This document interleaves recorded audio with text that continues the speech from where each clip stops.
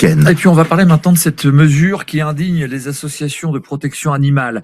En Outre-mer, les communes pourraient bientôt abattre les chiens errants. Car ils sont des milliers dans les rues de Guadeloupe, Martinique ou encore de Guyane.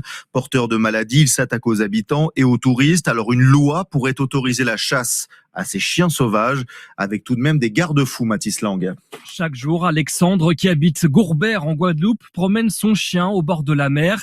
Mais en mars dernier, un matin, il tombe sur un chien errant. Au moment où il est arrivé en face de nous, il s'est carrément jeté sur le mien. Moi, j'ai essayé à les séparer, mais c'était pas simple. Hein. J'ai eu une frayeur. Et 2 semaines plus tard, une nouvelle attaque. Alors depuis, l'homme ne sort plus sans un long bâton qui lui permet de se défendre en cas de besoin. Il y en a qui m'ont dit là que dans le coin, là où on habite, il y a une meute. Il y a une attaque où la dame, elle a été blessée. Hein. Ça a été assez sérieux l'affaire. Malgré ces mésaventures, Alexandre ne pense pas que l'abattage soit la bonne solution, tout comme les associations de défense des animaux. C'est pas du tout pensable de répondre à cet enjeu-là en tirant sur des chiens en pleine rue. Baptiste Pro, président de l'association Argos 42. Pour nous, vraiment, la stérilisation est la solution. Ça a été démontré également dans certains pays.